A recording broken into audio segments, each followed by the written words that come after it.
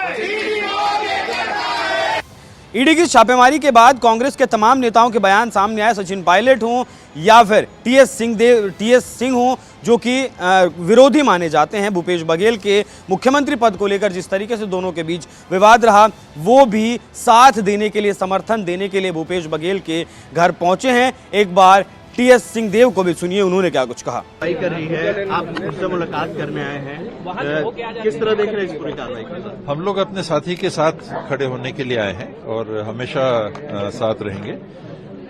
ED के संदर्भ में जो एक संवैधानिक संस्था है, माहौल ऐसा बन गया है सबके दिमाग में, और विशेष करके कम से कम मेरे मन में ये दुर्भाग्य से भावना बन गई है कि इनकी जो कार्रवाई है ये टारगेटेड है। राजनीतिक विरोधियों के संदर्भ में जब भी दबाव बनाना होता है तो ये कार्रवाई इस प्रकार की कर देते हैं। क्या पूरे भारतवर्ष में एक भी बिरला ऐसा व्यक्ति नहीं है जो गैर कांग्रेसी हो, जो गैर भाजपाई हो, जिसके खिलाफ कार्रवाई ना हुई है और किसी भाजपाई के खिलाफ कार्रवाई हुई? ऑपरेशन लोटस के बारे में हमने सुना और आदान प्रदान होता है ये हमने सुना, उसके बारे में जांच हुई क्या? तो केवल गैर भाजपाइयों के खिलाफ। और आप संविधान में एक अधिकार संपन्न एजेंसी को मान लो कि अपने पार्टी का एक अंग बना के काम कर रहे हो, क्योंकि राजनीतिक द्वेष भावना, अगर वैसा नहीं है तो कोई कभी आपत्ति नहीं करता कि कार्रवाई हो रही है, जांच कर रही है, आप करिए। तो केवल भाजपा को छोड़े बाकी दुनिया के खिलाफ, और जो भाजपा में आ जाता है उनके खिलाफ कार्रवाई बंद। महाराष्ट्र के उप मुख्यमंत्री जी के संदर्भ में देश के प्रधानमंत्री जी ने, गृह मंत्री जी ने ऑन रिकॉर्ड ये कहा कि 60 से 70 हजार करोड़ का घोटाला, जांच बंद। सुबह से आज 6:30 बजे से भिलाई में भूपेश बघेल जी के यहां ईडी की रेड हो रही है। कोई हैरानी की बात नहीं है, विपक्ष के यहां ईडी को ही भेजने का एक परंपरा भारतीय जनता पार्टी ने शुरू कर रखी है। यह रेड किस केस में है किसी को नहीं मालूम, क्यों हो रही है नहीं मालूम। आज से कुछ दिनों पहले कोर्ट ने सीबीआई का एक केस जो बघेल साहब के खिलाफ था उसको खारिज कर दिया था। कोई केस बघेल साहब के खिलाफ अभी नहीं है, लेकिन फिर भी आज ईडी की रेड उनके यहां हो रही है। हो सकता है आज संसद का सत्र शुरू हो रहा है, सब बीजेपी को जो चारों तरफ से घिरी हुई है उन्हें एक डिस्ट्रैक्शन चाहिए, ध्यान हटाना है, हेडलाइंस बदलनी है। ये उसी का एक षड्यंत्र बिल्कुल संभव है।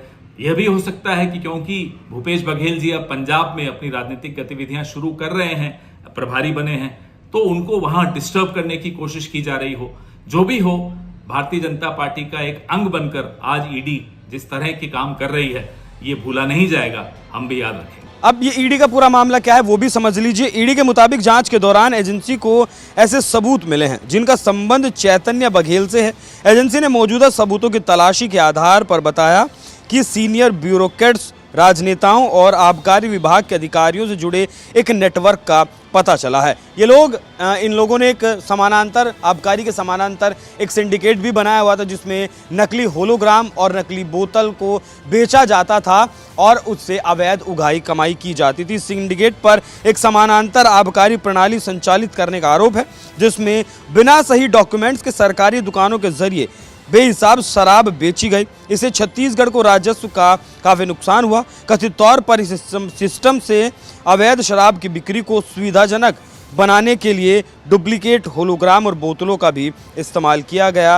रायपुर मेयर पर भी इस मामले में एक्शन हुआ है। ब्यूरोक्रेट्स और व्यापारी भी इस पूरे मामले की जद में हैं और कुछ आरोपियों से जुड़ी 205 करोड़ रुपए की संपत्ति भी अब तक अचल अचल दोनों जब्त की गई है। चैतन्य बघेल के खिलाफ हुई छापेमारी से प्रमुख राजनीतिक हस्तियों की संलिप्तता के मामले को एक बार फिर से चर्चा में ला दिया।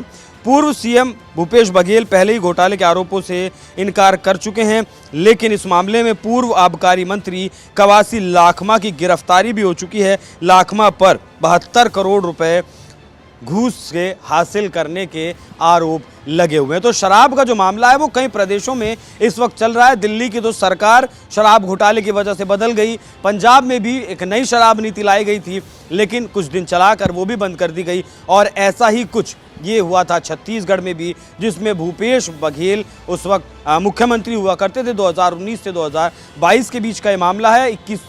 2161 करोड़ रुपए का शराब में घोटाले के कथित आरोप है। अब देखना दिलचस्प होगा कि क्या कुछ दस्तावेज जो खंगाले हैं ईडी ने उसमें क्या कुछ ईडी को मिला है, कुछ सबूत मिले हैं नहीं मिले हैं। जिस तरीके से बघेल परिवार के पूरे बघेल परिवार पर छापेमारी की है, तो रिपोर्ट में ईडी की अब क्या कुछ निकलकर सामने आता है उस पर हमारी नजर बनी रहेगी। बाकी ये पूरी खबर आपको कैसी लगी कमेंट कर हमें जरूर बताइएगा। नमस्कार।